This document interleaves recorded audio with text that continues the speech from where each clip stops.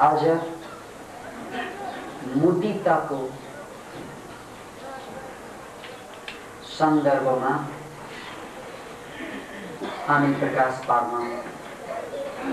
गइरहेका छौं। मुदिताको शाब्दिक अर्थ हो हैप्पीनेस, खुशी। र यो हैप्पीनेस, यसको महिमा अपरम्पार छ। किनभने हैप्पीनेसको सन्दर्भ, हैप्पीनेसको सम्बन्ध मान्छेको सम्पूर्ण जिन्दगीको पाटोसँग जोडिएको छ। यदि मान्छे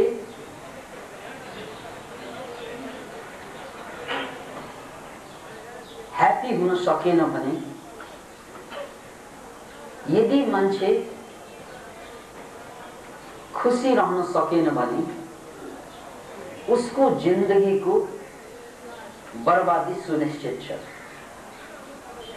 फिजिकल्ली पनि, साइकोलोजिकल्ली पनि, सोशियल्ली पनि, स्पिरिचुअल्ली पनि। त्यसकारण ह्याप्पीनेस मेन्टेन गर्न नसक्नु भनेको जीवनको सम्पूर्ण क्षेत्रको बर्बादीको सुरुवात हुन सक्छ। यसलाई मैले स्वास्थ्यसँग जोड्छु पहिला, किनभने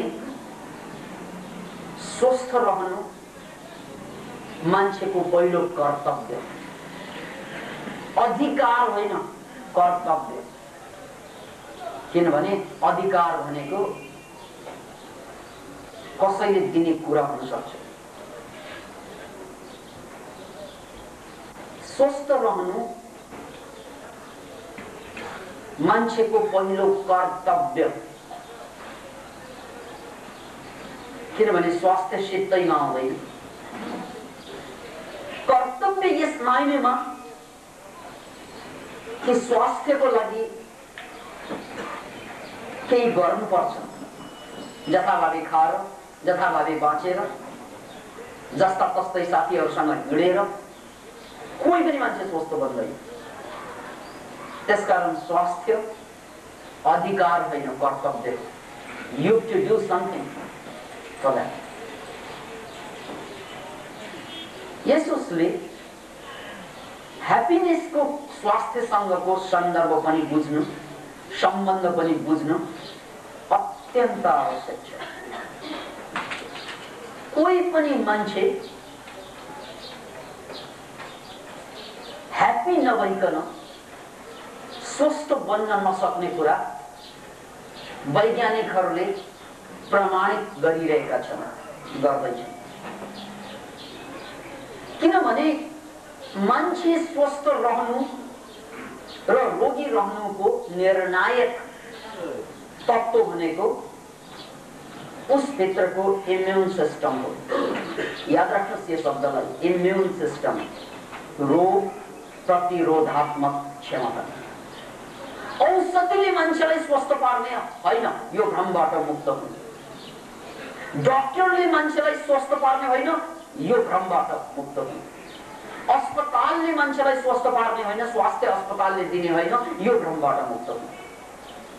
कोही पनि मान्छे स्वस्थ रहनको लागि उसको इम्युन सिस्टमले साथ दिनुपर्छ। यदि इम्युन सिस्टमले साथ दिएन भने डक्टर्स आर फेलियर।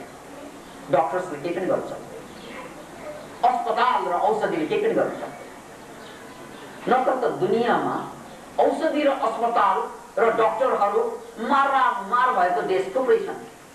त्यहाँ रोगीहरू पनि मारै छन्। अस्पताल बढी हुँदैमा रोगी कम भएको छैन दुनियाँमा, डक्टर बढ्दैमा रोगी कम भएको छैन दुनियाँमा। त्यसकारण याद राख्नुहोस्, जति बढी औषधि त्यति बढी रोग, जति बढी डाक्टर त्यति बढी रोगी। यसोसले अस्पताल, औषधि र डाक्टरले मान्छेलाई स्वस्थ पार्ने होइन। मान्छेलाई स्वास्थ्य प्रदान गर्न सक्ने, स्वास्थ्य मेन्टेन गर्न सक्ने तत्त्व मान्छेभित्र छ, त्यो हो इम्युन सिस्टम। र वैज्ञानिकहरूले पत्ता लगाएको छ कि जब जब मान्छे ह्याप्पी हुन्छ, खुसी हुन्छ, उसको इम्युन सिस्टमको एउटा सेल एनके जसलाई भनिन्छ, नेचुरल किलर इंग्लिशमा, त्यो एनके लेभल बढ्दै जान्छ ह्याप्पी भएको बेला। याद राख्नुहोस् यो शब्द एनके, जसले तपाई भित्रको भाइरसलाई पनि मार्न सक्छ, भाइरस। र यो पनि याद राख्नुहोस् कि भाइरसलाई मार्ने कुनै पनि औषधि धरतीमा निर्माण भएको छैन। कुनै पनि यस्तो औषधि छैन जसले भाइरसलाई मार्न सक्छ। तर भाइरसलाई मार्ने क्षमता इम्युन सेल जसलाई एनके भनिन्छ, त्यो हाम्रै शरीरभित्र विद्यमान छ। अचम्म लाग्नुपर्छ, किन भन्नाले जुन कुरा ल्याबोरेटरीमा तयार पार्न सकिरहेको छैन वैज्ञानिकले, त्यो पनि 21औं शताब्दीमा, त्यो जन्मजातै हामीले बोकेर आएका छौँ भाइरस। त्यसकारण एड्स लाग्दैमा मर्नुपर्छ भन्ने छैन। एड्स पनि भाइरल इन्फेक्सन हो।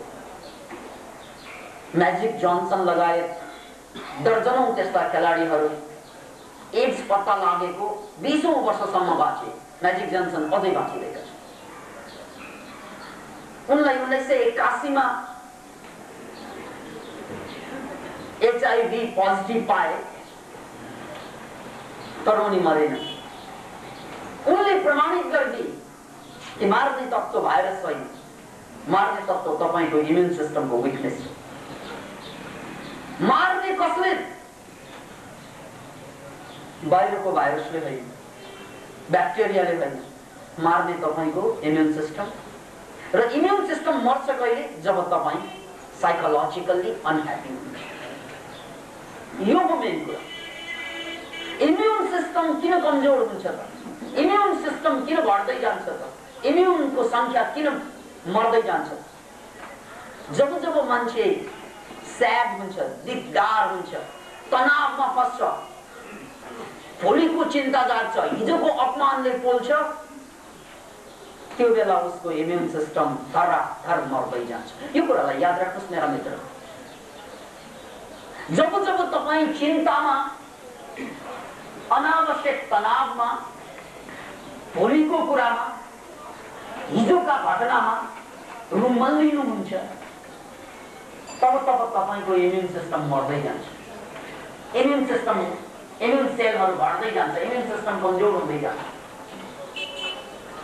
यसकारण सबभन्दा बढी रोग लाग्ने सम्भावना त्यही मान्छेलाई हुन्छ, खतरनाक रोग जसको उपचार हुन सक्छ, जो बढी चिन्तामा फस्छ, जो बढी मानसिक द्वन्द्वमा फस्छ, जो बढी नेगेटिभ विचारमा फसिरहेको हुन्छ, जसको खोपडीमा खाली नेगेटिभ विचारको निर्माण हुन्छ, उसको खोपडी नेगेटिभ विचारको काठ, जहिले पनि नेगेटिभ विचार उत्पादन गर्छ।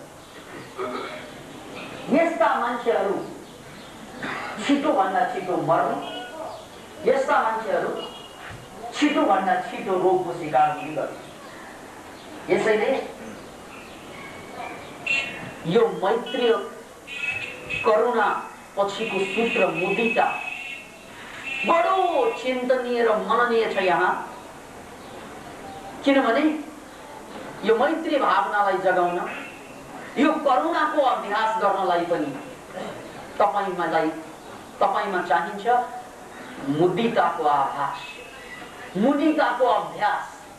यदि मुदिताको अभ्यास छैन भने मैत्री र करुणा फेलियर। मैत्री र करुणा पालना गर्नको लागि, मैत्री र करुणा जीवनमा उतार्नको लागि पनि मुदिताको आवश्यकता पर्छ, ह्याप्पीनेसको आवश्यकता। किनभने ह्याप्पी छैन भने स्वस्थ छैन, स्वस्थ छैन भने करुणा जाग्दैन, स्वस्थ छैन भने मैत्री भावना पनि जाग्दैन। यस कारण पनि हालतमा एट एनी कस्ट ह्याप्पीनेसलाई मेन्टेन गर्नै पर्छ, किनभने ह्याप्पीनेस मेन्टेन भएन भने मान्छेको खैरियत छ। अब सम्भवतः तपाईहरुको दिमागमा एउटा क्वेशन उठिरहेको होला, एउटा तर्क चलिरहेको होला कि ह्याप्पी मान्छे सधैँ रहन सक्छ त? नो, सधैँ ह्याप्पी रहन सक्दैन। रहनु पर्छ भने पनि छैन, याद राख्नुस् यो कुरालाई। तर अधिकांश समयमा ह्याप्पी हुनुपर्छ, कहिलेकाहीँ दुखी हुन मिल्छ, कहिलेकाहीँ टेन्सनमा फस्न मिल्छ, कहिलेकाहीँ। जसरी हामी हप्तामा एकपल्ट शनिबार बिदा भन्छौँ, केही पनि गर्दैन, कामसाम गर्दैन, यो बिदाको दिन। तर जहिले पनि बिदा आयो भने अनि हालत तपाईलाई थाहा हो। शनिबार एक दिन बिदा आउनु राम्रो, कुनै कुनै देशमा 2 दिन छ, अझै राम्रो। काठमाडौँमा पनि 2 दिन बिदा छ। तर 2 दिनको ठाउँमा 4 दिन गरौँ, 4 दिनको ठाउँमा 6 दिनै बिदा गरौँ, पुरै हप्ता बिदा गरौँ, तलब त्यतिकै खुइ खुइ पाउँ। त्यस्तो आश राख्नुभयो भने यो सत्यानाश हो। त्यसकारण बिदा त डेफिनेटली चाहिन्छ, तर कम से कम बिदा, बढी से बढी काम। एउटा ब्यालेन्स हो, काम र आरामको ब्यालेन्स। यसकारण याद राख्नु यो कुरालाई कि हामी जहिले पनि ह्याप्पी हुन सक्छ भन्ने पनि छैन, हुनु पर्छ भन्ने पनि छैन। कहिलेकाहीँ स्याड हुन्छौँ, दिक्क लाग्छ, सबैलाई लाग्छ, कहिलेकाहीँ पीडा जाग्छ, सबैलाई जाग्छ। तर यो कहिलेकाहीँको बिजनेस हुनुपर्छ। अब हाम्रो आम जनताको हालत त के छ, कहिलेकाहीँ हामी ह्याप्पी हुन्छौँ, कहिलेकाहीँ अलिअलि हाँसिन्छ, यस्तै कहिलेकाहीँ। कति मान्छेले त के भन्छन् भने घरमा त हाँस्नै पाउँदैन, यहाँ आएर हाँस्ने हो। घरमा त चिच्याउनै पाउँदैन, यहाँ आएर चिच्याउनु। हप्ताभरिको बेखुबी र बेइमानी नादानी जम्मै गर्ने फल जस्तै गराउँछन् कहिले। पुरानो मित्र, कहिलेकाहीँ तपाईँ अनह्याप्पी हुनु अधिकार हो, तपाईँको अधिकार। यो कर्तव्य होइन फेरि, आज त अनह्याप्पी हुन्छु बा भनेर कर्तव्य होइन त्यो, कर्तव्य त्यसरी पालना गरिँदैन। कहिलेकाहीँ तपाईँ अनह्याप्पी हुने, स्याड हुने, दिगदार हुने, फ्रस्ट्रेटेड हुने अधिकार हो तपाईँको। निर्धक्क साथ हुनुहोस्, केही छैन त्यसमा। तर जहिले हुनु हुँदैन। वास्तविक जीवन जहाँ बड़ी से बड़ी हैप्पीनेस छ, कम से कम दुख छ, र गलत जीवन फेलियर लाइफ जहाँ बड़ी से बड़ी दुख छ, कम से कम हैप्पीनेस छ, जुन हामीले बोलिरहेका छौँ। उल्टो भएको। अब यसलाई शीर्षासन गराउनु पर्यो, बड़ी से बड़ी हैप्पी हुनु पर्यो, कहिलेकाहीँ स्याडनेसलाई अवलम्बन गर्नु पर्यो। भइरहेको छैन। यसकारण यहाँ सूत्र बुझ्नुस् कि मुदिता ह्याप्पीनेस जसबाट तपाईको स्वास्थ्य मेन्टेन हुन्छ। बिना ह्याप्पीनेस स्वास्थ्य असम्भव। किनभने तपाईँ स्याड हुनासाथ एनके घट्छ, एनके घट्नासाथ बाहिरका भाइरस ब्याक्टेरियाहरूले तपाईलाई छिटाइदिन्छ। एउटा रमाइलो कुरा सुन्नुस्, अस्ति मात्रै क्षय रोग दिवस मनाइयो र पत्रिकामा आएको छ कि क्षय रोग भनेको गरिबहरूको रोग। यो अर्ध सत्य, झुट भन्दिन यसलाई म, अर्ध सत्य। न्युट्रिसनको अभावमा, भोजनमा खुराकको अभावमा पनि क्षय रोग लाग्छ, त्यसमा शंका छैन। तर क्षय रोग साइकोलॉजिकल डिजीज पनि हो। संसारमा सबभन्दा धनी मान्छे, सबभन्दा हुने खाने मान्छेहरू भन्दाहरू पनि क्षय रोग अत्यन्तै प्रचलित देखिन्छ। नेपालको इतिहासमा रणबहादुर शाहको नाउँ हामी जम्मैले सुन्छौं। रणबहादुर शाहको दोस्रो श्रीमती जो मधेसतिरबाट नेपाल काठमाडौँ पशुपति दर्शनको लागि आएकी थिइन्। Ran Bahadur Shah fail in love. बडा रमाइलो छ कहानी क्या। यदि तपाईहरुमध्ये कोही फिल्म बनाउनेसँग सम्बन्धित छ भने यो थीममा फिल्म बनाउनुस्। राजा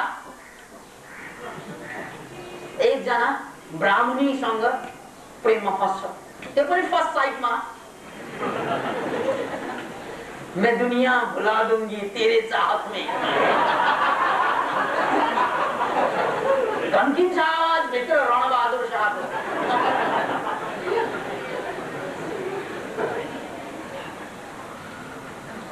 यो भन्ने मान्छेले त यसरी डायलग त हामी पनि दिन्छौँ होला, तर त्यसले दुनिया भुलाउँछ भुलाउँदै थाहा छैन, तर रणबहादुर शाहले पक्कै बोला। यहाँसम्म कि उनीसँग बिहे गरेरै छाडे र यही ब्राह्मणीबाट जन्मिएको सन्तान गिरवान युद्ध पछि राजा भयो। अब यहाँनिर बडो रमाइलो प्रसंग के छ त भने गिरवान युद्ध राजा हुने त नपाउने, किन भन्नाले जेठी महारानीको तर्फबाट जुन छोरो छ त्यो राजा हुनुपर्ने। तर जसरी भए पनि त्यो ब्राह्मणीको जुन महारानी बनी एउटा आग्रह के त मेरै छोरा गद्दीमा जानुपर्छ र त्यो राजदरबार भित्र एउटा षड्यन्त्र, राजदरबार भित्र विभिन्न किसिमको जालसाज, खोजपेच आदि इत्यादि चल्दै रह्यो। गिरवान युद्धलाई युवराज घोषणा नगरेसम्म त्यो चल्दै रह्यो। त्यही क्रममा यो महारानी जुन ब्राह्मणी थिइन् क्षय रोगको शिकार भएर मरिन्। अब नेपालको पेपरहरुमा आउँदैछ यो गरिबहरुको रोग। It's really matter of laughter. गरिबहरुको रोग होइन हो, गरिबीबाट पनि आउन सक्छ। नत्र एकजना महारानी के गरीब भएर क्षय रोग लाग्यो। त्यसकारण याद राख्नुस्, न्यूट्रिसन गलत आहारबाट पनि क्षय रोग हुन्छ, त्यसमा शंका छैन। तर जो बढी चिन्ता गर्छ, जो साइकोलोजिकली डिप्रेस्ड हुन्छ, जहिले पनि तनावको शिकार हुन्छ, जहिले पनि अरूको निन्दामा, जहिले पनि स्वार्थमा रुमल्लिरहेको हुन्छ, ती मान्छेहरूलाई पनि क्षय रोग लागेरै छ। वैज्ञानिकहरूले एउटा गजबको कुरा के पत्ता लगाएको छ भने क्षय रोगको कीटाणु ब्याक्टेरिया हामी जम्मैमा छ। Can you imagine it? क्षय रोगको कीटाणु यहाँ जति पनि टाउकाहरू छन् ती जम्मैमा छन्। अब सायद कोही नरहला, तर क्षय रोग सबैसँग कीटाणु बोकी बोकी पनि हामी जम्मैलाई क्षय रोग चाहिँ लाग्दैन। कीटाणु त बोकेकै छ सबैले, तर क्षय रोग हामी मध्ये कसैलाई मात्रै लाग्छ।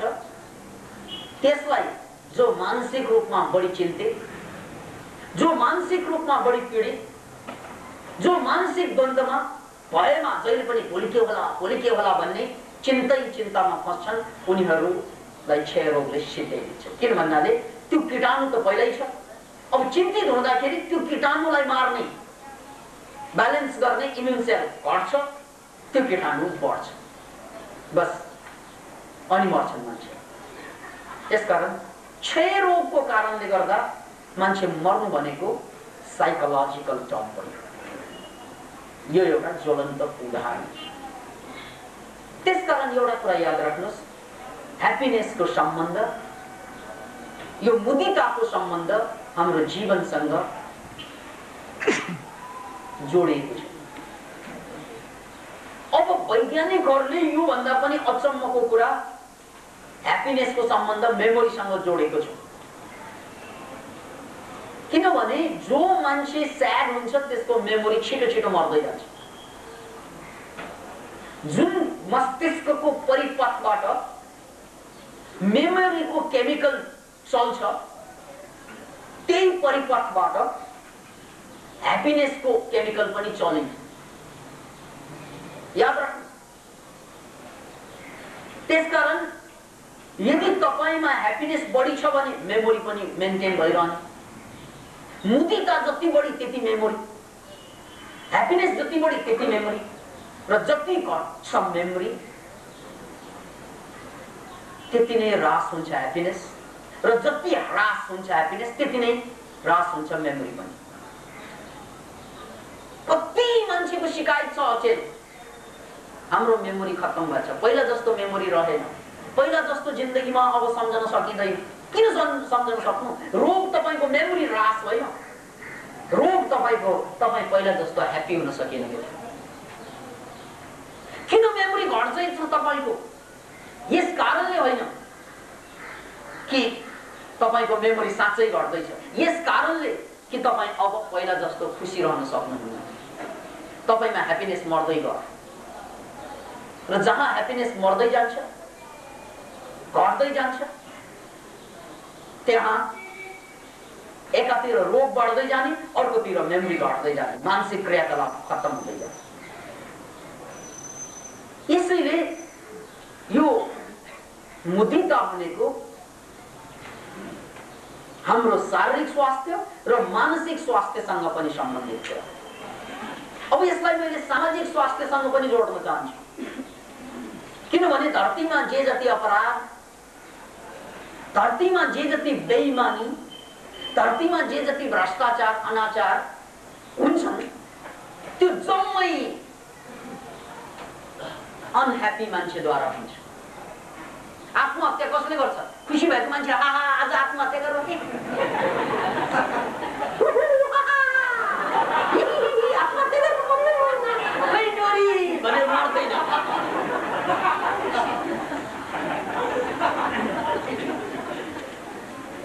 याद राख्नुहोस् यो कुरालाई। त्यसकारण यो धरतीमा जति पनि आत्महत्या हुन्छ त्यो जम्मै दुखी मान्छेले गर्ने। The more you are दुखी, the more you will be आत्महत्या।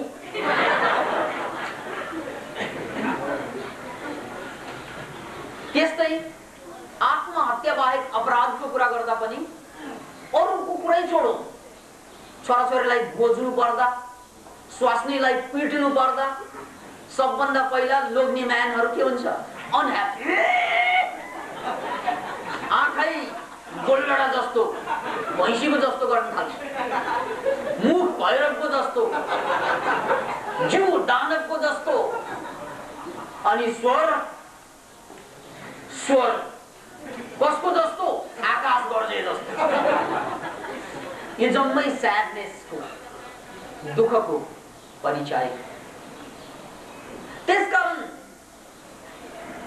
तपाईले दुखी नभइकन, स्याड नभइकन आफ्नो छोराछोरी लोग्ने स्वास्नी कसैलाई एक दुर्वचन पनि बोल्न सक्नुहुन्न, एक थप्पड पनि हिर्काउन सक्नुहुन्न।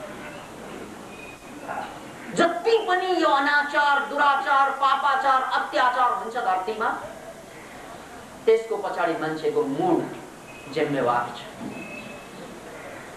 मैले धेरै पल्ट भने इभन त्यो सैनिकहरू चाहे यताको होस् उताको होस् जताको होस्,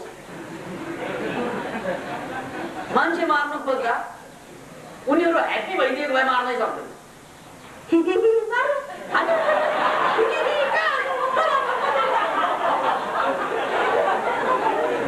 बरु भने बोल्नुदै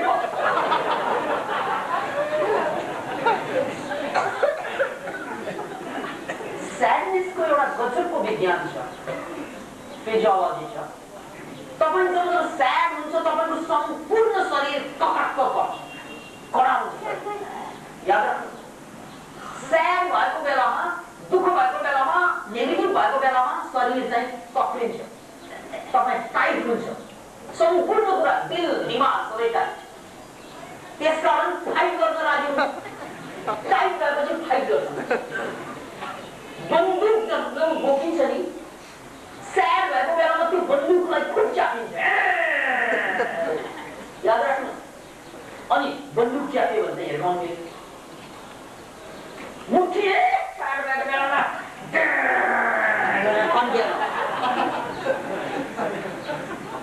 त्यो स्याड भएको बेलामा उसको नाउँमा टङ्कानन्द। हाम्रो सारा कुरा तन्किन्छ, भित्र रिस रन्किन्छ, मनमा आगो दन्किन्छ।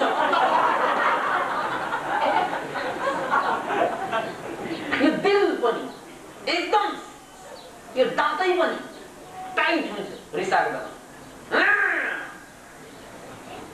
याद राख्नुहोस् यो मनोविज्ञानलाई। टाइट भएपछि त उसले समात्छ बन्दुक, समात्छ लट्ठी, जे अगाडि छ त्यो समात्छ, किन टाइट छ। अब यसको उल्टो ह्याप्पी भएको बेलामा हेरी हाँस्यो भने त समातिरहेको कुरै खस्छ।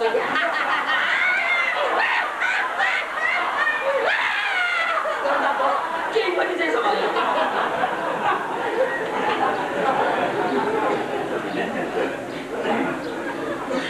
त्यसकारण ह्याप्पी मान्छे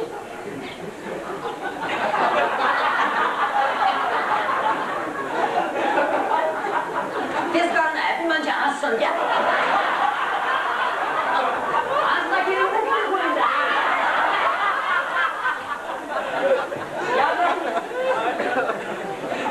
रिस आएपछि सबै कुरा बन्द, मुख पनि बन्द, मुख मात्रै होइन चाक पनि बन्द।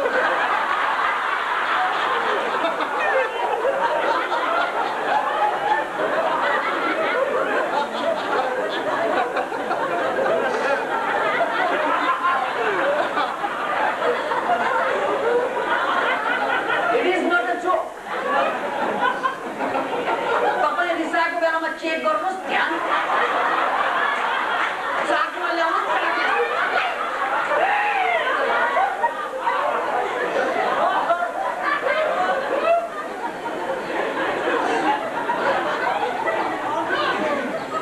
यो सम्पूर्ण द्वार किन बन्द गर्यो भने अब चाहिँ तिमीहरू मेरो दिलमा घुस्न पाइँदैन। मैले द्वार बन्द गरेँ, तलबाट पनि आउनु पर्दैन,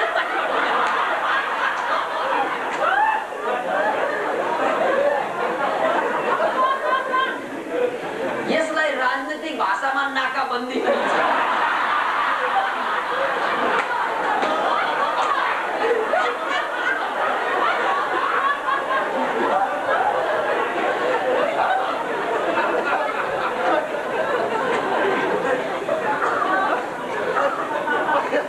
जब जब मान्छे नेगेटिभ हुन्छ तुरन्तै नाकाबन्दी।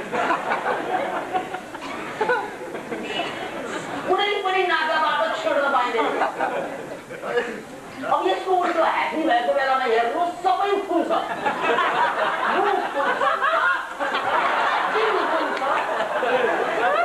एकदम खुल्ला, जहाँबाट आफ्नो स्वागत। आफ्नो हैसियतले आउने होइन, आफ्नो हैसियतले जहाँबाट आए पनि आज तर ममा।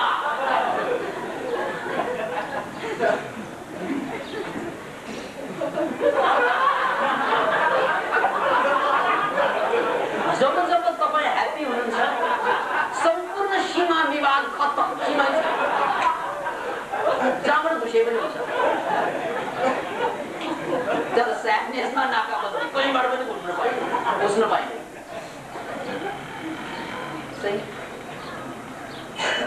त्यसकारण किन स्याड मान्छेले अपराध गर्छन् भन्नाले ऊ बन्द छ, तपाईँ घुस्नै सक्दैन। र बन्द भएपछि ऊ टाइट हुन्छ, टाइट बेलामा उसले चाहिँ फाइट गर्छ। यसोसले यो धरतीबाट आतंकवादलाई समाप्त पार्नु छ भने, विनाशलाई समाप्त पार्नु छ भने, अन्याय अत्याचारलाई समाप्त पार्नु छ भने एउटा काम गर्नुपर्छ कि मान्छेलाई ह्याप्पी बनाउने इन्भाइरोमेन्ट क्रिएट गर्नुपर्छ। तर हाम्रो सम्पूर्ण समाज हाम्रो ह्याप्पीनेसको दुश्मन। याद राख्नुहोस् यो कुरा।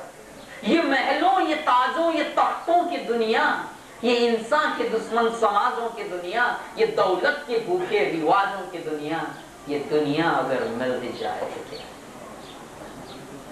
ये दुनिया जहां हैप्पीनेस को कदर ही छैन,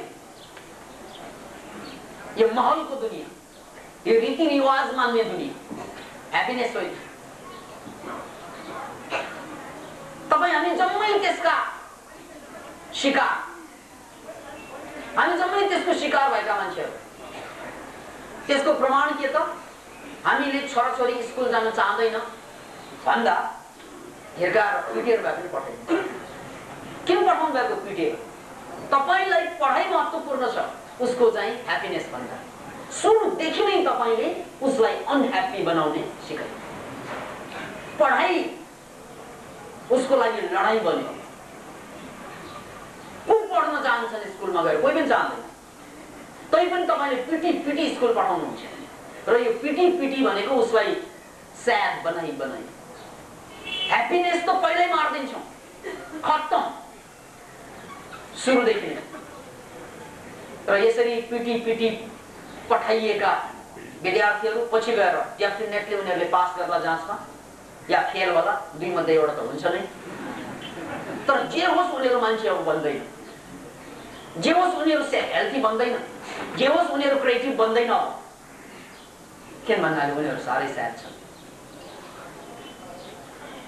यसकारण एउटा कुरा याद राख्नुहोस्, अनह्याप्पीनेसको इन्भाइरोमेन्ट हाम्रो समाजले क्रिएट गर्छ कि जहाँ पनि ह्याप्पीनेसलाई भन्दा बढी महत्त्व पैसालाई, ह्याप्पीनेसलाई भन्दा बढी महत्त्व शिक्षालाई, ह्याप्पीनेसलाई भन्दा बढी महत्त्व चिन्तालाई। नो, यसलाई उल्टाउनु पर्छ। त्यसकारण यो मुदिताको कुरा हामी जम्मैले अनिवार्य रूपमा बुझ्नुपर्छ। कसरी ल्याउने त जीवनमा ह्याप्पीनेस, कसरी ल्याउने सोच्नै पर्दैन। यो मन जब भविष्यमा र भूतकालमा भाग्दैन त्यो बेला जे रहन्छ त्यही ह्याप्पीनेस छ। मन जब भूत र भविष्यमा भागिरहेको हुन्छ तब हामी अनह्याप्पी हुन्छ। र यो ह्याप्पीनेसको सेरोफेरोमा कुरा गर्दा हामी अनह्याप्पी हुनुको कारण हाम्रो मिथ्या ज्ञान बन्छ। ज्ञान, अज्ञान र मिथ्या ज्ञान तीनवटा चाहिँ कुरालाई याद राख्नुहोस्। ज्ञान भनेको जान्नु, अज्ञान भनेको नजान्नु, मिथ्या ज्ञान भनेको गलत कुरा जान्नु। सबभन्दा खतरनाक मान्छे अज्ञानी छैन, मान्छे ज्ञानी पनि छैन, मान्छे मिथ्या ज्ञानी छ। मान्छेलाई धेरै कुरा थाहा छ तर गलत कुरा थाहा छ। त्यसकारण उनीहरूको जीवन यति पीडादायक छ। थाहा नभएको भए पीडा हुँदैन। तपाईले गएर एकचोटि हेर्नुहोस् त, कोही कुकुर कोही बिरालो दिक्क मानेर बसेकै छैन।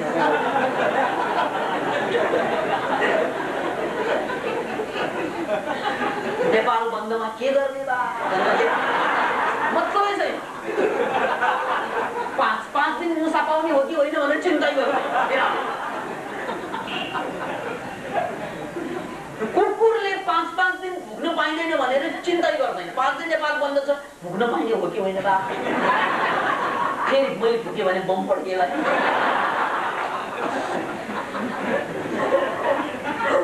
अथवा बढी भुकिस भनेर चाहिँ मलाई समातेर लाने हो कि, अथवा भुकेन भनेर कसैलाई आएर शिकार गर्दैन हो कि भने चिन्ता गर्दैन। मान्छे त दुवै ट्र्याकमा। नेपाली जनताको हालत हेर्नुहोस् त, त्यो कुकुरको भन्दा बदतर। भुके भने एक पक्षले शिकार गर्ला भन्ने डर, भुकेन भने अर्को पक्षले शिकार गर्ला भन्ने।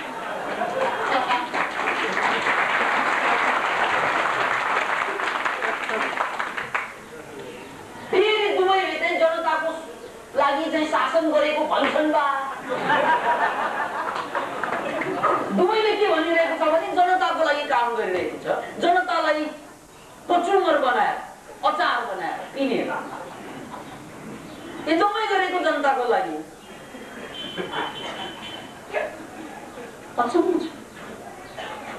त्यसकारण मान्छे त पीडित हुने त धेरै चान्स भयो, तर त्यो कुकुर बिरालो मुसा कसैलाई चिन्ता छैन, बन्द होस् कि खुलोस्। यसले एउटा कुरा याद राखौँ कि हामीले जुन ज्ञानको नाउँमा मिथ्या ज्ञान किड्यौं त्यो अज्ञानता भन्दा खतरनाक कुरा। मान्छेको सम्पूर्ण दुःखको कारण नै यही मिथ्या ज्ञान, अज्ञानता होइन।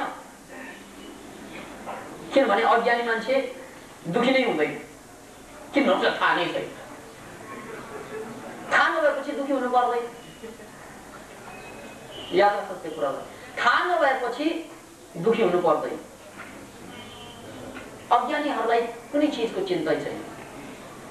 एकजना मान्छे भायोलिनिस्ट अफ्रिकाको जंगलमा जाने तर्खर गरेछ, किनभने उसले यस्तो भायोलिन बजाउँछ, यस्तो भायोलिन कि त्यो भायोलिन मान्छे मात्रै मन्त्रमुग्ध होइन कि जनावर पनि मन्त्रमुग्ध हो। हिंस्रक जनावर पनि उसको भायोलिन सुन्न साथ रिल्याक्स हुने, मेडिटेटिभ। अनि उनले के सोचे, म अफ्रिकाको जंगलमा जान्छु, संसारको सबभन्दा बढी जनावर भएको जंगल त्यही होला, त्यहाँ गएर भायोलिन बजाउँछु र जंगली जनावरलाई चाहिँ म मन्त्रमुग्ध पारिदिन्छु।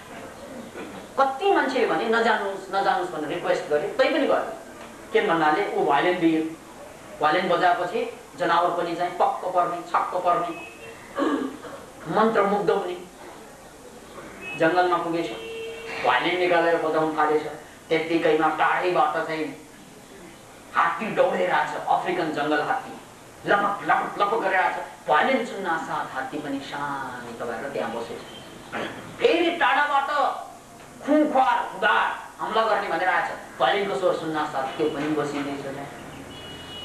बाघ शेर सबै चारैतिर मण्डल आकारमा बसेछ। किन भन्दा त्यो भायोलिनको स्वर सुन्न साथ उनीहरू त्यहाँ बडो रिल्याक्स गरेर बस्ने, सुपर लर्निङ सिके जस्तो चारैतिर बसिदिएछ। उनी पनि दङ्ग ल, यो भायोलिनले त अब सबैलाई चाहिँ लट्ठ पार्दैछ, के चाहियो अब भायोलिन कुई कुई र क्या क्या क्या क्या र कुई कुई बजाउँदै। त्यतिकैमा एउटा चितुवा छ, कालो ब्ल्याक प्यान्थर, लपक लपक आयो। टाढाबाट त देखि, त्यही पनि भायोलिन सुनेपछि त ऊ पनि लट्ठ होला भन्न थालेको। आँखा बन्द गरेर गर्दै थियो।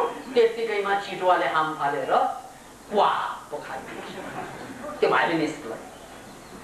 सबै छक्क, अरू जनावर जम्मै छक्क, किनभने जम्मै लट्ठन त्यही मात्रै, त्यो चितुवा मात्रै चाहिँ यस्तो परेछ जसले खाइदिएछ। त्यो चपाइरहेको बेलामा त शेरलाई रिस उठ्यो, जंगलको राजालाई। शेरले के गरेको थियो, यस्तो सानोसँग सुनिरहेको आनन्दसँग के गरे, चुपचाप आफ्नै धुनमा खाइरहेछ।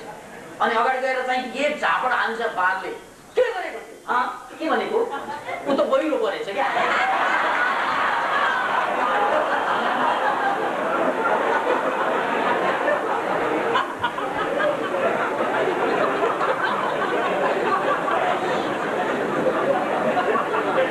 याद राख्नु, त्यो तपाईँको भायोलिनको चमत्कार बहिरोले सुन्दैन, कान चाहियो नि त्यसको लागि। त्यसैले अहिलेको कथा, यस कथाको सन्देशलाई बुझ्नुस्। हामीले यो मुदिताको कुरा गर्दा हामी किन ह्याप्पी चाहिँ प्राय हुन सकेन भन्ने जुन प्रसङ्ग छ, त्यो अज्ञानताले होइन, त्यो झुटो ज्ञानको कारणले भन्ने बुझ्नुपर्छ। किनभने हाम्रो जुन ज्ञान छ, जीवन सम्बन्धी धारणा छ, कन्सेप्ट छ, त्यो गलत धारणा बोकेपछि त तपाईँले डेफिनेटली नै दुःख खप्नुपर्ने हुन्छ। अज्ञानीहरूलाई परवाह हुँदैन। अहिलेको कथाको सन्देश पनि त्यही, कान सुनेको छैन, परवाह छैन उसलाई। अज्ञानी, भायोलिनको ज्ञान त आएन उसमा, अज्ञानी, त्यसकारण उसले आम फालेर मजाले खाइदिन्छ, उसलाई कुनै परवाह छैन। तर सबभन्दा ठुलो गाह्रो कस्तो हुन्छ त भन्नाले जो मिथ्या ज्ञानी छ। अब यो मिथ्या ज्ञानको सन्दर्भलाई अलिकति स्ट्रेच गरौँ, तन्काउँ। तपाईँ हामी जम्मैले जीवनमा जुन भोगिरहेका दुःख छन्, जति पनि दुःख छ, बाउले ठगेको, आमाले पिटेको, लोग्नेले धोका दिएको, स्वास्नीले व्यभिचार गरेको, छोराछोरीले पुरा नटेरेको, दाइ भाइले बदमासी गरेको, चारैतिरबाट आतंकबाट, पक्ष विपक्षबाट आएको आतंकको शिकार भएको, के यी जम्मैको मार खपिरहेका छौँ हामीहरू। र हामीलाई के लाग्छ भन्नाले यो जति पनि मार खपिरहेका छौँ त्यो हाम्रो दोष छँदै छैन, त्यसमा हामी जम्मै निर्दोष। यही हो मिथ्या ज्ञान भने। हामीलाई के लाग्छ, क्या मान्छेहरू, क्या मेरो दाइ पनि, क्या मेरो बाउ पनि, क्या मेरो आमा पनि छ, यिनीहरू पनि आमा, यिनीहरू पनि बाउ, यस्तो लाग्छ। मानौ हाम्रो यस्तो एउटा झुटो ज्ञान छ कि हामीले कुनै गल्ती गरेका छैनौँ, हामी बिल्कुल निर्दोष छौँ, र यो निर्दोष माथि हामीलाई चाहिँ दुःख दिँदैछ बाउले, दुःख दिँदैछ साउले, दुःख दिँदैछ आमाले, दुःख दिँदैछ नेताले, दुःख दिँदैछ जनताले, कसले दुःख दिएछ, कसले दुःख दिएछ। यो सम्पूर्ण दुःखमा मैले केही पनि गरेको छैन, म निर्दोष छु जस्तो लाग्छ। ओ यही हो मिथ्या ज्ञान भनेको, यो झुट, बिल्कुल झुट, 100% झुट।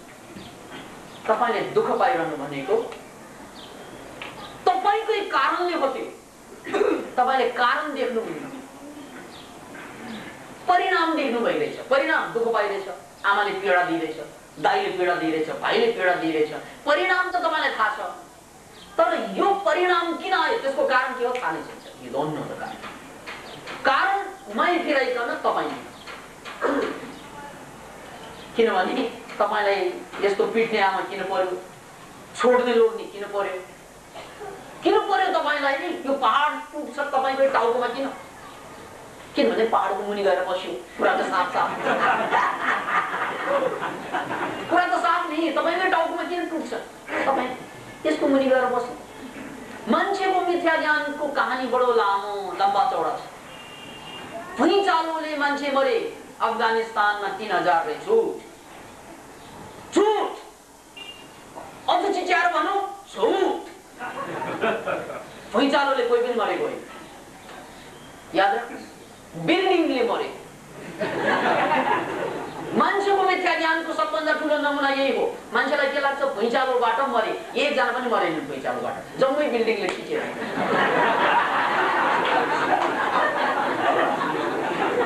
किनभने जसको बिल्डिङ थिएन, चौरमा बसिरहेका थिए, झोपडीमा थिए, उनीहरू एकजना पनि मरेन।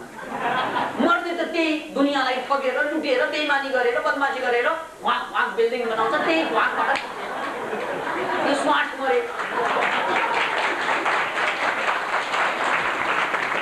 बिल्डिङ हुने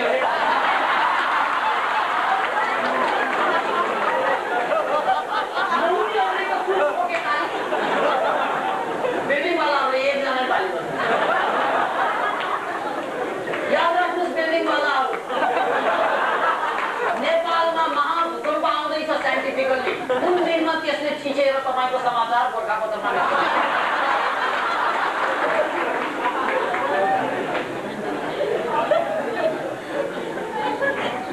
बनाउनु पर्ने के हो, बनाइ के रहेको त्यो पनि थाहा छैन।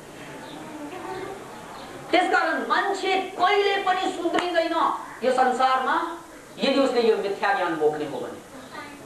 किनभने मारिन्छ आफूले बनाएको बिल्डिङबाट, दोष लगाइन्छ भुइँचालोलाई।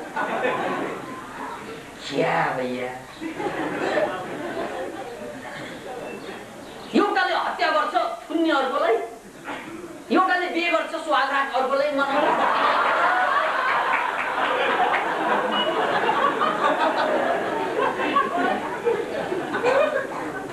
अनुभवीहरूको पनि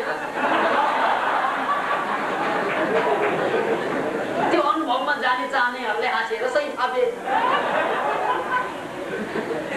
याद राख्नुहोस्, यो हो मान्छेको मिथ्या ज्ञान। त्यसैले भुइँचालोबाट बच्नु छ भने केही पनि गर्नु पर्दैन, काठको घर बनाउनुहोस्, भुइँचालोबाट बच्नु छ भने लाइट घर बनाउनुस्। इन केस फले पनि ए बाबा त्यहाँसम्म त स्वास्नी त्यहाँसम्म त छोरी त्यहाँ बोल्ने त्यहाँसम्म त भन्नु मिल्छ क्या। चारजनाले चार कुनामा समाते पनि भुइँचालो नि छुँदैन। तर हामीले बिल्डिङ यस्तो बनायौँ कि एउटा खस्यो भने टाउको चाहिँ अचार। बस त्यसैले भुइँचालोले मान्छे मर्दैन, तपाईको कर्मले मर्छ, गलत कर्मले। दोष भुइँचालोलाई नदिनुस्, दोष बिल्डिङलाई पनि नदिनुस्, दोष तपाईको अज्ञानता, तपाईको मिथ्या ज्ञान। अर्को शब्दमा जुन कि ज्ञानै होइन, झुटो ज्ञान कि चाहिँ घर बनाएपछि बाल साल खाएर चाहिँ अब जिन्दगी ढुक्क हुन्छ। ढुक्क त हुँदैन, बनेपछि ढुक ढुक ढुक ढुक ढुक्क त हुन्छ, बढी नै ढुक्क हुन्छ। एकपल्ट भयो ढुक्क, धेरैपल्ट भयो भने ढुक ढुक्क ढुक।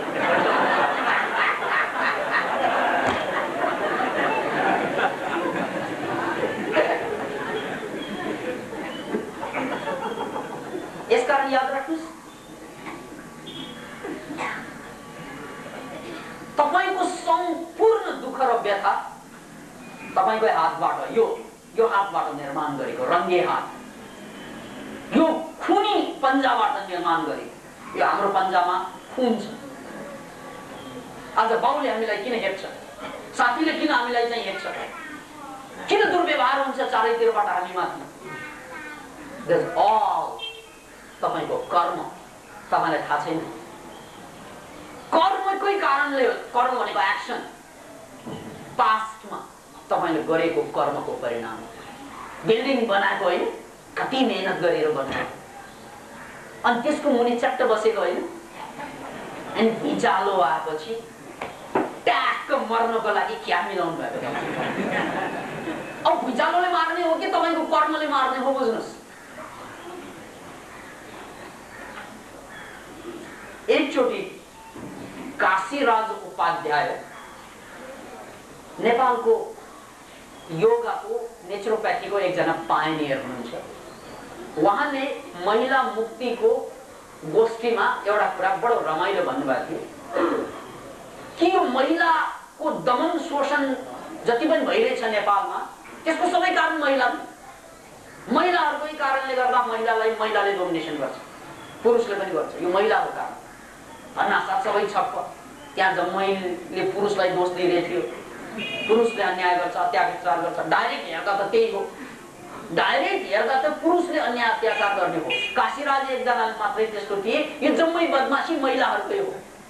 किनभने आफूलाई शोषण गर्ने, दमन गर्ने, पिट्ने खालका चाहिँ पुरुषहरू जन्माउने यिनीहरू नै के बदमास।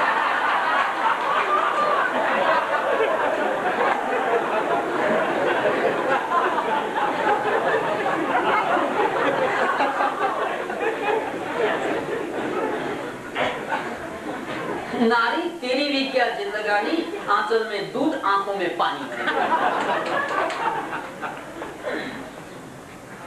किनभने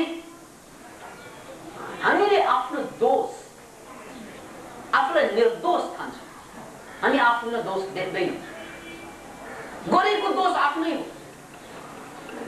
यसलाई कार्मिक इस्यु भनिन्छ। त्यससँग परवाह नै छैन हामीलाई। कहाँ मैले गल्ती गरेँ त्यससँग परवाह नै छैन। मलाई हाकिमले गाली गर्दा चोट लाग्छ, रिस उठ्छ, काट्दियो त्यो मलाई हाकिमलाई, फेरि जागिर जाला। डर त त्यही मात्रै हो।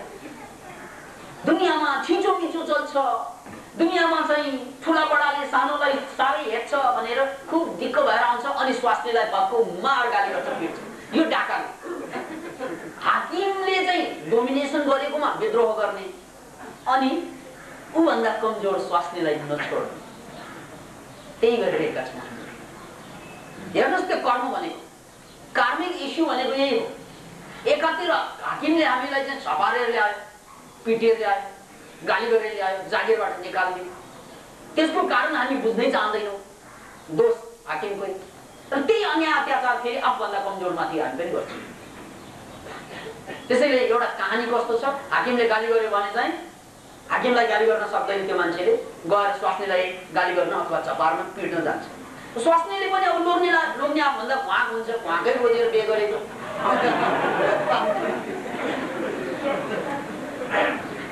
आफूभन्दा घाँक नभइकन त उसको आँखै लाग्दैन। के भन्नाले पिटपाट गर्न लागि घाँक चाहियो मिलाएर क्या।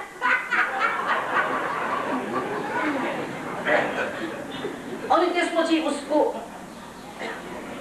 त्यो आइमाईले लोग्नेलाई त अब घाँकलाई त केही गर्नै सक्दैन, गएर छोराछोरीलाई भेट्न जान्छ। त्यो रिस, लोग्नेको रिस छोराछोरीमाथि पुग्छ। अब छोराछोरीले पनि आमा बाउलाई केही पनि गर्न सक्दैन, उनीहरू घाँक घाँक, उनीहरूको सानो हुन्छ पुच्चापुच्ची के गर्छन्, कुकुरलाई गएर हेर्न जान्छ।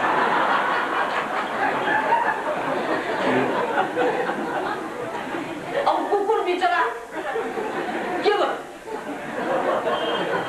लट्ठीले चाहिँ हिर्कायो भने मान्छेलाई टोक्न सक्छ, लट्ठीलाई गएर टोक्छ।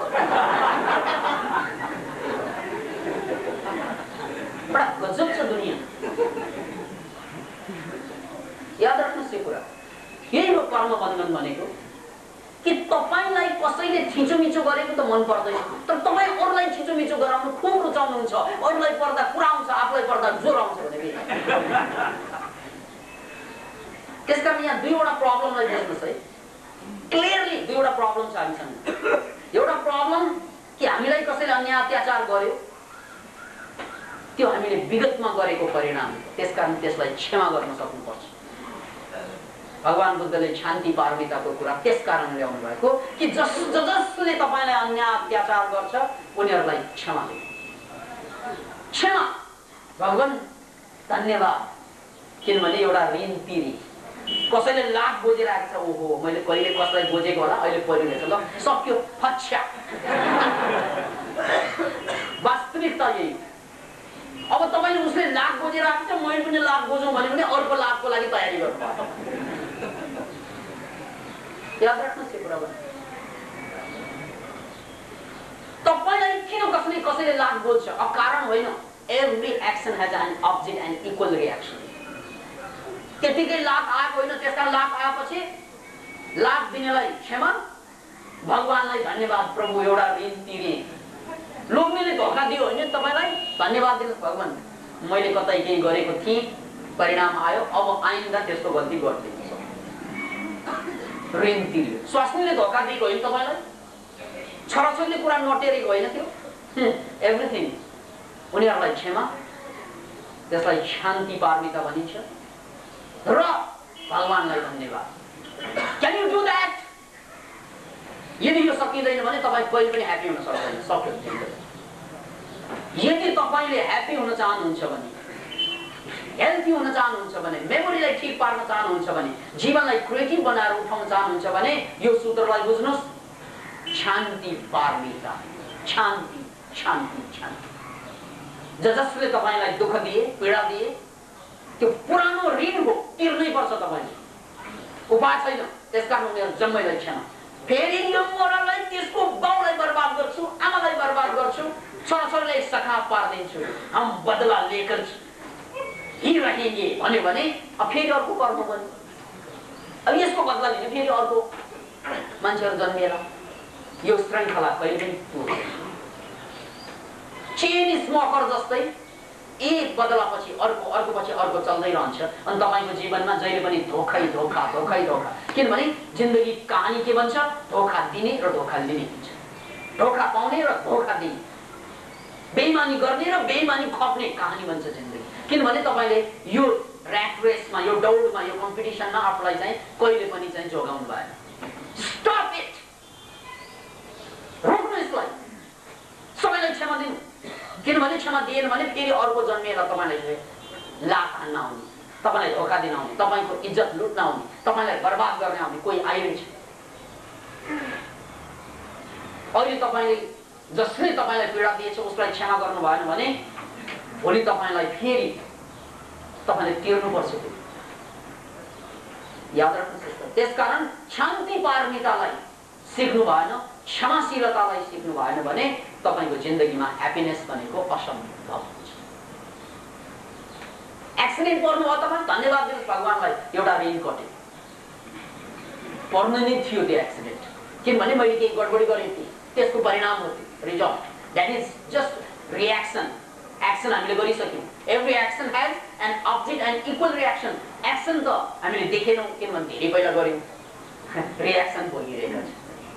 अब यो रिएक्सनबाट पनि फेरि तपाईँ रिएक्सनरी भएर केही गर्न थाल्यो भने यसबाट फेरि अर्को रिएक्सन जन्माउँछ। अब एउटा उदाहरण सुन्नुहोस्। तपाईलाई थाहा होला कि राम नारायणको अवतार, अरे नारायण साक्षात नारायणको अवतार। उसले निर्दोष बालीलाई मार्दिन्छ। निर्दोष बालीलाई मार्नुको परिणाम स्वरूप अंगदले वरदान माग्छ, प्रभु मैले मेरो बाउको हत्यारालाई मार्न पाऊँ। रामले लाचार भएर बाध्य भएर वरदान दिनै पर्यो, तथास्तु, तर यो जन्ममा होइन, अर्को जन्ममा। त्यसकै परिणाम स्वरूप कृष्ण साक्षात रामको अर्को श्रृंखला, नारायणको अवतार कृष्ण, जसलाई व्याधाले मार्नु। नारायणलाई व्याधाले मार्नु, क्यान यु इमेजिन इट? किन मारिन्छन्? कृष्ण जस्तो सर्वशक्तिमानलाई एउटा व्याधाले। सीधा सीधा हेर्दा त तपाईलाई गजब लाग्छ, कहाँ व्याधा, ठुच्चा व्याधा, कहाँ कृष्णको व्यक्तित्व। तर मर्यो, मर्दै बर्थ्यो, किनभने कृष्णले रामको अवतारमा बाली, निर्दोष बालीलाई मारेको कर्मको फल थियो। जहाँ नारायण बच्दैन आफ्नो कुकर्मको फलबाट भने तपाईँ हामी बच्ने इम्पोसिबल। त्यसकारण यदि तपाईँ अध्यात्ममा विश्वास गर्नु हुँदैन, ठीक छ, विज्ञानमा त विश्वास गर्दो होला। Every action has an object reaction. यो जे जति भइरहेको छ यो reaction, action has been done, we don't know. त्यो एक्सन हामीले 10 वर्ष अगाडि गरेको पनि हुन सक्छ, 50 वर्ष अगाडि गरेको पनि हुन सक्छ, अथवा पूर्व जन्ममा पनि हुन सक्छ, तर एक्सन हाम्रो अगाडि छैन। हाम्रो अगाडि के छ त? रिएक्सन। र यो कुरा बुझ्ने हो भने अब ह्याप्पिनेसको सूत्र त्यही हो, लातले हिर्काउन आयो भने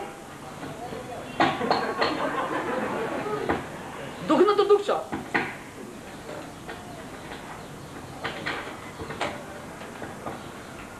लातले कसैले तपाईलाई हिर्काउन आयो भने धन्यवाद,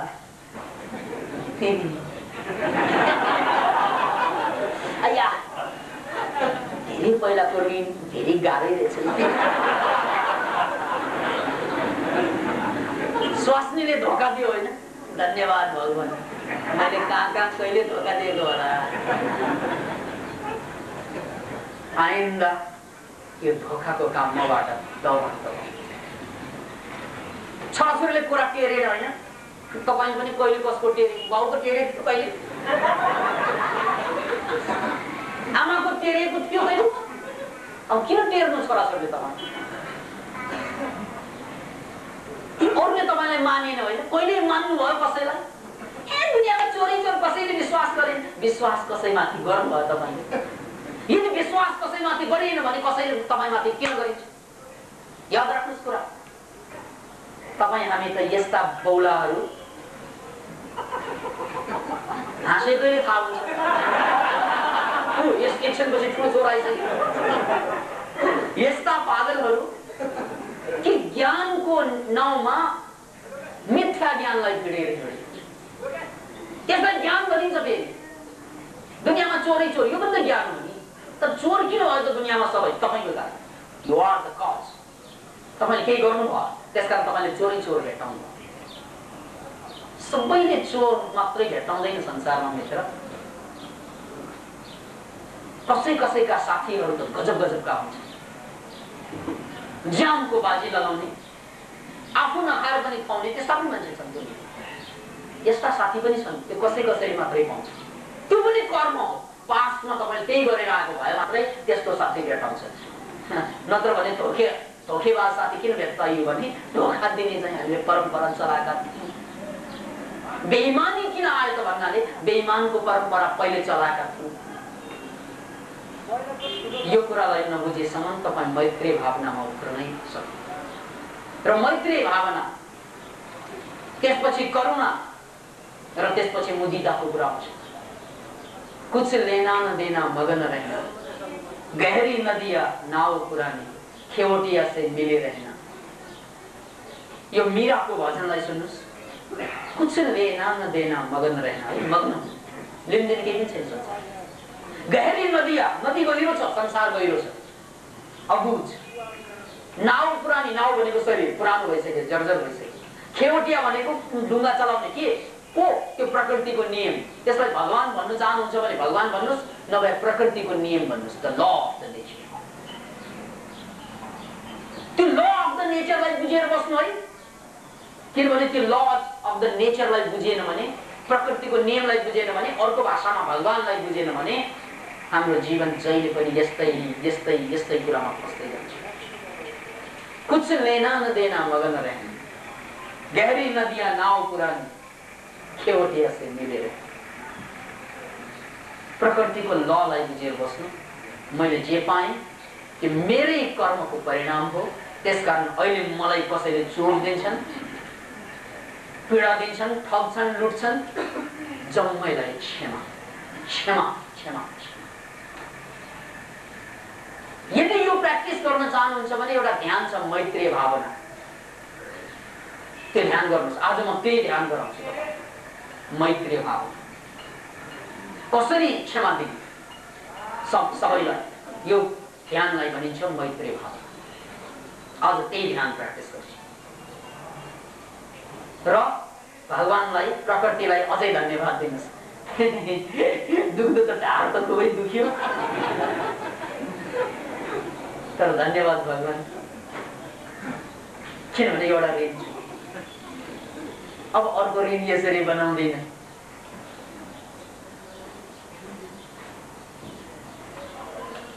थोमस एल्वा एडिसनले त्यही भनेको होइन, याद राख्नुहोस् त। उसको सम्पूर्ण कारखानामा आगो लाग्यो। के भनेछ? थ्याङ्क्स गॉड, धन्यवाद भगवान।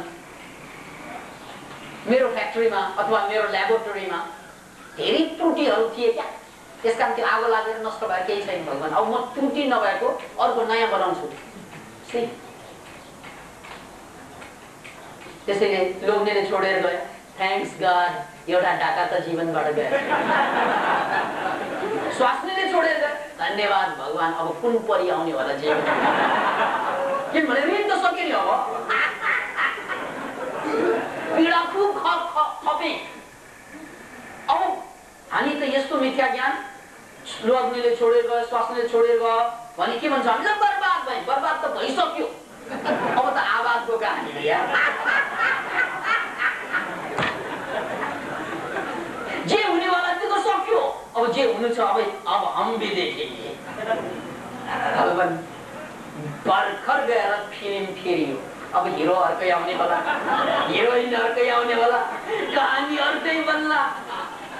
याद राख्नुहोस्, यदि तपाईले स्वास्नी लोग्नेले यसरी धोका दिँदा, छोराछोरीले धोका दिँदा, अरूले धोका दिँदा बदला लिन खोज्यो भने फिल्म फेरिँदैन, अर्को पार्ट बन्छ, सोले नम्बर 2। त्यसको कन्टिन्युएसन के? अझै फेरि बदलाको चक्करमा हुनुहुन्छ भने सोले नम्बर 3।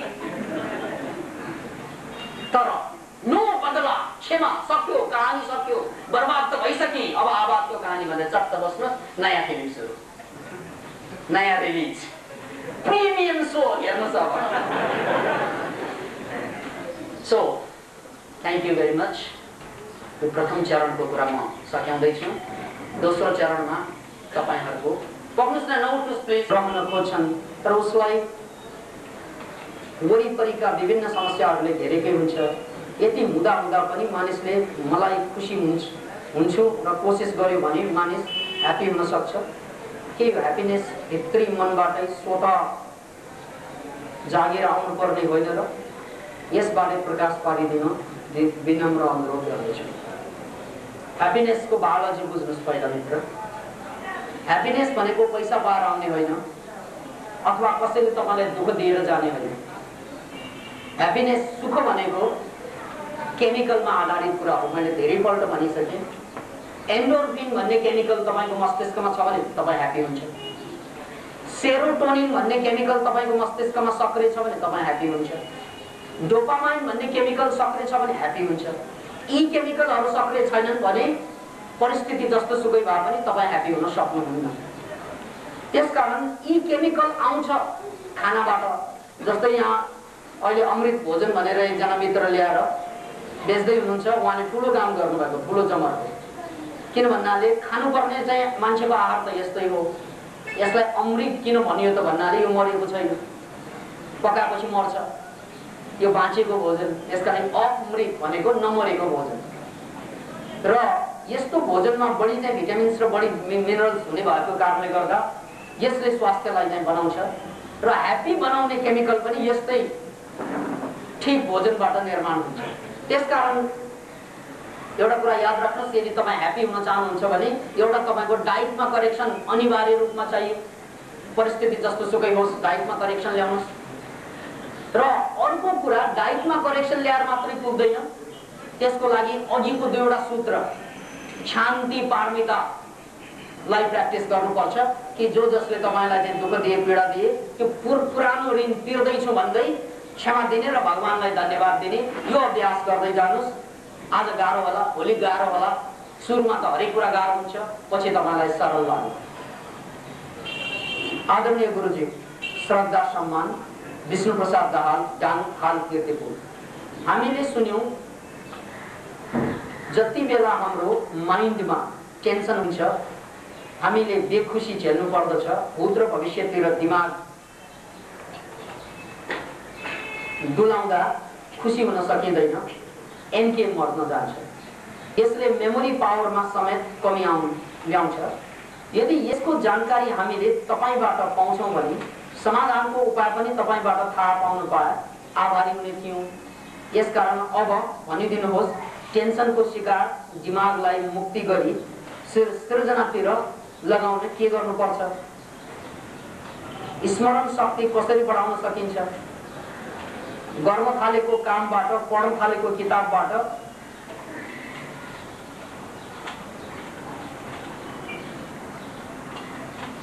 विदेशिने दिमागलाई कसरी केन्द्रित गर्ने, दिमागभित्रको द्वन्द्वलाई कसरी हटाउने, यी समस्याहरूको उपाय बताइदिने दिए सिद्धान्तमा मात्रै होइन व्यवहार त खुसी हुने थियौं। विष्णु प्रसाद दाहालजी, मैले 1000 पल्ट यसको व्यावहारिक कुरा गरिसकेको छु, तर अझै पनि तपाईले यो सिद्धान्त भन्ठान्नु भएको छ। यो तपाईको मस्तिष्कले ठम्याउन नसकिरहेको देखिन्छ। किनभने मैले बार बार भन्दै आएको र सिकाउँदै आएको दुईवटा कुरा छ। त्यो एउटा डाइटलाई करेक्सन गर्नु, डाइटलाई करेक्सन गर्नु 1000 पल्ट भन्दैछु। अहिले आएर फेरि के सोध्नुहुन्छ कि सिद्धान्त मात्रै भयो, व्यवहारमा चाहिँ कसरी ल्याउनु? तपाई व्यवहारमा आउनै चाहनुहुन्न क्या? तपाईको मनस्थितिले व्यवहार के हो बुझाइरहेकै छैन। व्यवहार भनेको यो भोजन अगाडि आइरहेछ, यो चिया, तपाईले खाने चिया भन्दा फरक छ, यही हो। यो यहाँ आएर मात्रै खाने होइन, जीवनको दिनचर्यामा लानु पर्यो। यो हो व्यवहार। बार बार मैले भन्दैछु तपाईहरुलाई कि न्यूरोकेमिकल नै हाम्रो सुख, आनन्द, स्मरण शक्तिको कारण हो। त्यसकारण भोजन चाहिन्छ, भोजन चाहिन्छ। र त्यो भोजनको लागि हाम्रा साथीहरूले ठाउँ ठाउँमा रेकी स्टोर खोलिसकेका छन्, रेकी रेस्टुरेन्ट खोलिसकेका छन्। अझै पनि यो व्यवहारमा आएन भन्नुहुन्छ भने त्यो तपाईले आफूलाई सोध्नुपर्छ, ओहो म त बडो गजबको मान्छे रहेछु, मैले व्यवहार भनेर के खोजेको? यो व्यवहार त तपाईले ल्याउने कुरा हो, मैले ला भनेर बोझीमा हाल्ने कुरा त होइन नि। र अर्को कुरा कि तपाईको यो सम्पूर्ण स्मरण शक्तिदेखि लिएर मानसिक समस्याबाट मुक्ति पाउनको लागि आजै पनि एउटा सिद्धान्त गयो, शान्ति पारमिताको। अब यो सिद्धान्त मात्रै मैले बोल्दा त सिद्धान्त मात्रै हुन्छ, तपाईले ल्याउनु पर्यो, क्षमा दिनु पर्यो, अरूलाई बुझ्नु पर्यो यो कुरालाई, अनि व्यवहारमा आउँछ। व्यवहारमा आएको तपाईले ल्याउने कुरा हो। मेरो तर्फबाट त सिद्धान्तै आउँछ मित्र, व्यवहारको कुरा त तपाईले पूर्ति गर्नु। प्र्याक्टिकल भयो। प्र्याक्टिकल कसरी हुन्छ मेरो तर्फबाट? यु आर द प्र्याक्टिसनर, म होइन नि। मैले प्र्याक्टिस त गरी गरी त यहाँ पुगेँ, त्यसकारण त म प्रवचन दिँदैछु। अब तपाईँको पालो। यसकारण यहाँ जति भनेका प्रवचनमा भनेका मैले भने त्यो सिद्धान्त बन्छ, तपाईँले लागू गर्यो भने व्यवहार बन्छ। 50% मेरो काम सक्यो, अब 50% तपाईँको काम। र त्यही प्रसङ्गमा हरेक हाम्रो प्रवचनको अन्त्यमा मेडिटेसनको प्र्याक्टिस गराइँदैछ। मेडिटेसन भनेको प्र्याक्टिकल होइन। तपाईँ त बडा गजबको मान्छे रहेछ विष्णुजी। दाङबाट आउनुभयो, मलाई त लाग्छ भाङ खाएर आउनु, अझै थाहा छैन। अरे यार, भाङको नशा उतार्नुहोस् न। प्र्याक्टिकल भनेको यही हो। यहाँ भन्दा बेसी के प्र्याक्टिकल? यो हाम्रो सम्पूर्ण मुभमेन्टै practical. Super learning, psycho cybernetics, reiki, भोजनका कुरा, यत्रो किताबहरू छापिरहेका छन्, यत्रो भिडियोहरू क्यासेटहरू चलिरहेका छन्। यो जम्मै कुरा के त प्र्याक्टिकल, त्यसमा पार्टहरू, यो यसो गर्ने, यो यसो गर्ने, सबैमा चलेर त्यस। तर गर्ने काम त तपाईँको होइन। अरे विष्णुजी, तपाईँको कुरा सुनेर मलाई एउटा जोक याद आएरै छाड्यो। धन्यवाद तपाईँलाई। एकजना मान्छे डाक्टर कहाँ पुगेछ। डाक्टर साहब, मलाई भोकै लाग्दैन थियो क्या। भोकै लाग्दैन, लन्च त मरिने आँखाले हेर्न, फुटे आँखाले हेर्न मन लाग्दैन लन्च। के गर्ने हो यसको उपाय के भन्छ? लन्च भनेको हामीले चाहिँ 10-11 बजेतिर खाने खाना, ब्रेकफास्टको उसले पुरा गरेन। डाक्टर साहब, म त खत्तम, बर्बाद भएँ म। लन्च त फुटे आँखाले हेर्न मन लाग्दैन, के गर्ने? यसको लागि कुनै टनिक सनिक छैन? अनि डाक्टरले सोध्छन्, ठिकै छ नि त, तपाईँको जिउ दाल हेर्दा त तपाईँ त्यस्तो देखिँदैन। ब्रेकफास्टमा के खानुहुन्छ बताउनुहोस् त? के खानु डाक्टर साहब? त्यो उही त हो नि, 2वटा पाउरोटी, 10वटा अन्डा, 4 लिटर दुध र 1 पाउन्ड मासु।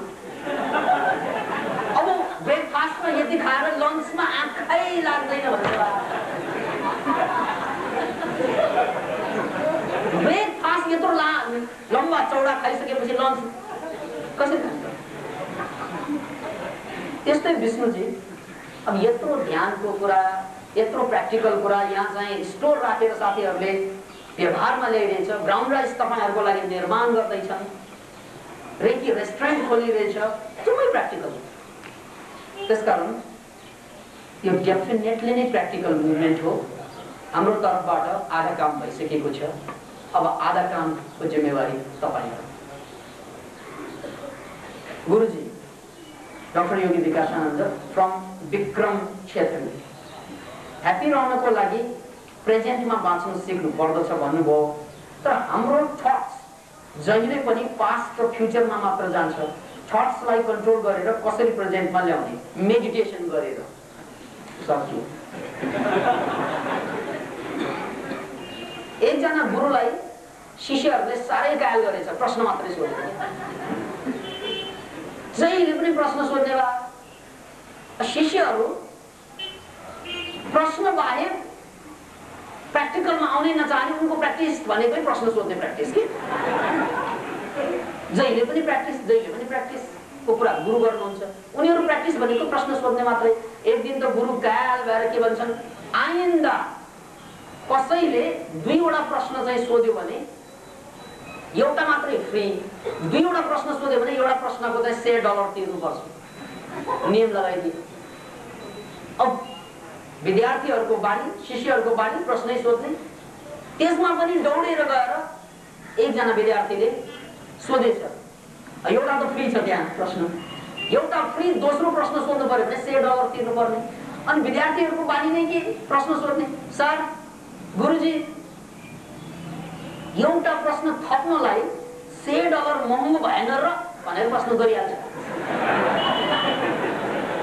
अनि गुरुजीले के भन्छ? महँगो भयो, ल अर्को सोध। तिमीले अर्को सोधे कि $100 तिर्नु पर्यो? कुन दिन यो नियम यहाँ पनि लाग्यो? यो फोकटमा प्रश्न गर्ने चाहिँ भएन क्या। तपाईँहरूको बानी बिग्रियो। श्रद्धेय गुरुज्यूमा प्रणाम। महिलाको दमन महिलाले नै गरेको हुन्छ, महिलाको बर्बादीमा महिला नै जिम्मेवार हुन्छन् भन्ने कुरामा प्रकाश पारिदिन अनुरोध गर्दछु।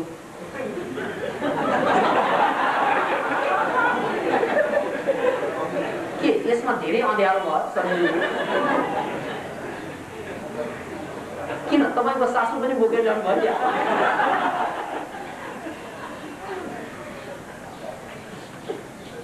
महिलाको दमन महिलाले गरेको छ भन्ने कुरा यहाँ प्रासङ्गिक छैन। हरेक मान्छेले जुन दमन अरूलाई गर्नु र अरूबाट हुनुमा त्यो तपाईकै एक्सन हो, तपाईकै कर्मको कारणले हो। तपाईले क्षमा दिन सक्नु भएन, बदलाको भावना पाल्नु भयो, त्यसकै परिणाम तपाईलाई कसैले डोमिनेट गर्छ, कसैले तपाईले गर्छ भन्ने यो प्रसङ्ग हो। र अघिको कुरा त हँसाउनुको लागि भनेको काशीराज उपाध्याय जीले भन्नुभएको कुरा, उहाँको चाहिँ आरोग्य धाम गौशालामा छ, उहाँलाई गएर हेर्नुहोस् न सन्जोजी। श्रद्धेय गुरुजीमा ढोग नमस्कार। आजको प्रवचन अति मननीय र अङ्कमाल लायक छ। ओहो ठोस ठोसै आइदियो क्या? अङ्कमाल भनेको अगाडिको मान्छेलाई त गर्नु भएन। यसै सन्दर्भमा के गुनासो गर्न मन लाग्यो भने आजको परिणाम विगतको कर्मको फल हो भन्नुभयो र हामी प्राय सबै बिग्रेका छौं र यी बिग्रेकालाई बिग्रिरहन दिने कि असल जीवन जिउनको लागि तपाई विगतको कारणले नभई तपाईको अज्ञानताको कारणले हो भनी उत्प्रेरित गर्ने। नो अनुयायी लीला तिवारी, तपाईले अघिको कथासँग फेरि मितेरी लाउनु पर्या छ कि कोही पनि मान्छे बिग्रिनुको कारण उसको विगतै हो। त्यसकारण ऊ बिग्रिरहेको छ भनेर बुझिसकेपछि विगतमा गरेका गल्ती आज गर्नु हुँदैन भनेर उसले चाहिँ ज्ञान पाउने। फेरि एकपल्ट जब मलाई कसैले लाभ दिन्छ, धोखा दिन्छ, त्यो बेलामा चाहिँ चुपचाप बसेर सोच्नु के पर्यो त भन्नाले मलाई यसरी लाभ दिनु अकारण होइन, कुनै कारण थियो। तपाईलाई नै रोजेर किन लाभ दिनु? के लाभ दिने अभियान चलाए यसले? त्यो त होइन। एकजना मान्छे असनमा हिलो हिलो भइरहेको पानी परेको बेलामा उभिएर 13 13 13 भनेर हल्लिँदै थियो। फेरि एकचोटि एकजना मान्छे असनको चोकमा उभिएर पानी परेको बेलामा असनमा त हिलै हिलो हुन्छ जताततै, त्यहाँ उभिएर 13 13 13 13 गर्दै थियो। त्यतिकैमा एकजना लीला तिवारी जस्ता मान्छे गएर सोध्छन्, भाइ के 13 13 भनेको हो यसरी? अनि त्यो मान्छेलाई श्याममा घचेड दिन्छ, घचेडहरू लड्छ, अनि भन्छ 14 14 14।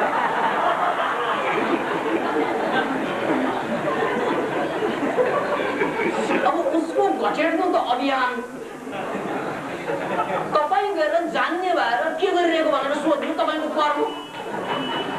उसले हरेकलाई घचेटिरहेको छैन, त्यहाँ जो गएर सोध्छन् उसलाई त्यो सोध्न जानु तपाईँको कर्मको परिणाम हो। किनभने मन शान्त राख्न नसक्नु, एकछिन पुर्न नसक्नु, किन गर्यो भनेर हेर्न नसक्नु, हत्त नपत्त गएर चाहिँ स्म्याक देखेकी चाखिहाल्नु, किनभने धैर्य गर्न सक्दैन। यसले ठिक गर्छ कि गलत गर्छ त्यो मतलबै छैन, जे अगाडि आयो त्यो खाइहाल्नु, जे देख्यो उसलाई साथी बनाइहाल्नु, जहाँ रमायो त्यही चाहिँ आफूलाई बर्बाद गरिहाल्नु, यो एउटा बानी छ मान्छेको।